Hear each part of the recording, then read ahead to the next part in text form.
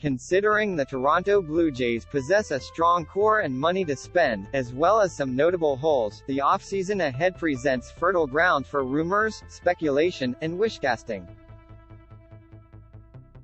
There will justifiably be a lot of attention given to how this team finds upgrades, but its fortunes will also be determined by how its AL East rivals do the same.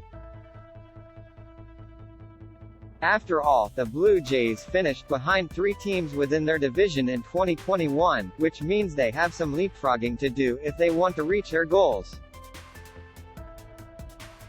Not only are the New York Yankees and Boston Red Sox particularly worth monitoring throughout free agency based on the quality of the players they bring in, Blue Jays fans should also pay close attention to how those players mesh with Toronto's strengths and weaknesses.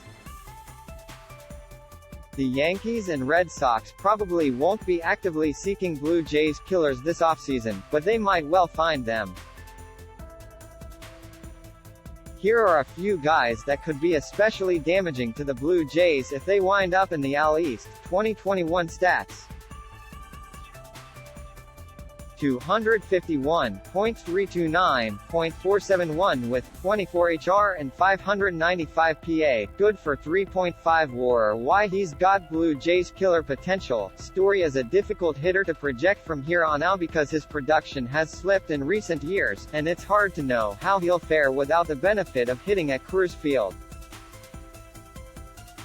He'll probably be above average offensively, but not enough to strike fear into Blue Jays fans, even if his power is no joke. Where Story could be a problem if he turned up in Yankee pinstripes, for instance, is his defense. Since he broke into the league, his +6.9 DRS ranks 3rd among all shortstops, while his UZR of +1.5 4 ranks 8th. StatCast's outs above average is all over the place, with his work ranking him as high as 99th percentile and as low as 4th percentile at his position on a season-to-season basis, but the general consensus is that he can pick it. The Blue Jays lineup figures to remain predominantly right-handed in 2022, and Story could take hits away on the left side of the infield, especially from Vladimir Guerrero Jr., who gets more than his fair share of knocks on blazing fast rounders. Story has the ability to soak those up, as he showed on this 1-1-2. 3 miles per hour Renato Nunez sizzler. Also, Story is an elite runner who could pick on a Blue Jays catching core that caught a mediocre 22% of base stealers last year, and could see that number decline as Reese McGuire gets less playing time. The shortstop wouldn't be fun for the Blue Jays to see 19 times a year. 2021 stats: .265, .334, .538 with 45 HR and 595 PA, good for 6.6 WAR. Why he's got Blue Jays killer potential. Losing Semien would be a massive blow to the Blue Jays regardless of where he goes, but the added sting is that he's particularly well equipped to hurt the club he was an MVP finalist for in 2021. Last season, the star infielder refined his approach in a Jose Bautista-like way by focusing on pulling as many fly balls as humanly possible. The result was a season in which he absolutely peppered left field with hits and ranked 5th among qualified hitters in pull percentage, 51.3%. That's notable from a Blue Jays perspective because left field projects to be their greatest defensive weakness. Despite a puzzling mention as a Gold Glove finalist, Lourdes Gurriel Jr. has poor range out and left. In his 2 years as a full-time outfielder, his sprint speed has never risen above the 41st percentile and his outs above average have never crawled above the 14th. His strong and accurate arm makes up for some of his issues, but a guy like Semien could benefit from his presence out there, when he's not clearing the wall altogether. 2021 stats: 11.84 K, 9, 1.81 BB, 9, 1.15 HR, 9 with a 2.46 ERA and 2. 97 FIP in 179.1 innings, good for 5.4 WAR. Why he's got Blue Jays killer potential. Scherzer is a killer period, and no fan base wants to see him show up in their division. That's particularly true for the Blue Jays because of the way he handles right-handed hitters. Last season he held righties to a .177, .211, .330 line with 128 strikeouts against just 10 walks, a level of dominance only matched by Corbin Burnes. The veteran's slider is a devastating pitch, and he's not afraid to dabble in right-on-right changeups to keep same-handed hitters off his fastball.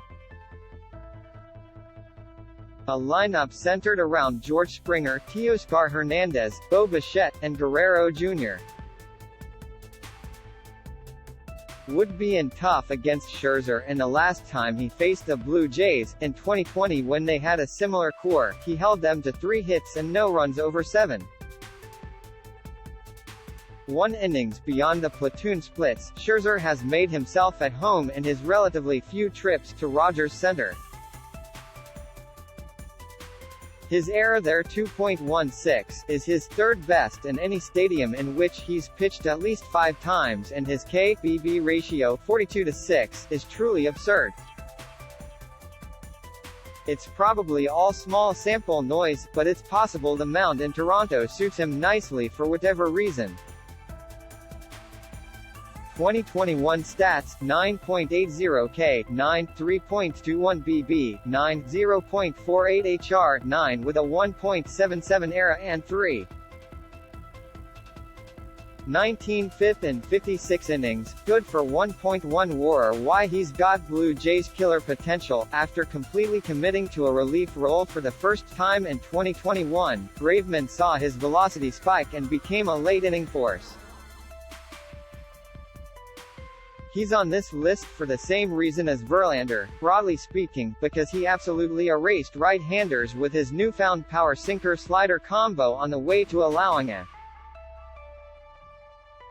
117.222, .126 line against them. Out of the 117 righties to face Graveman in 2021, just 1 got an extra bases hit, and that knock was this slashing 87 mph liner that barely stayed in bounds. The fact that Graveman gets righties isn't the only issue he'd present as a divisional opponent for the Blue Jays, it's how he gets them.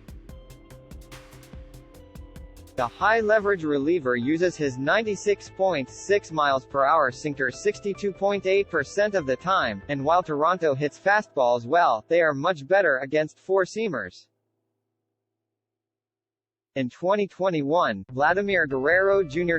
and George Springer were the top 2 fastball hitters per 100 pitches according to StatCast's run value metric. Against sinkers, they didn't crack the leaderboard. When you look at last year's Blue Jays, who were under contract for 2022, the majority were more vulnerable against sinking fastballs than four-seamers on a per 100 pitch basis last season. Although Biggio looks like a half-decent matchup for Graveman, much of this team's lineup would be far better off avoiding a pitcher who ties right-handers in knots by pounding sinkers that run like this. The former Toronto prospect has serious Blue Jays killer potential, as well as Blue Jays target appeal.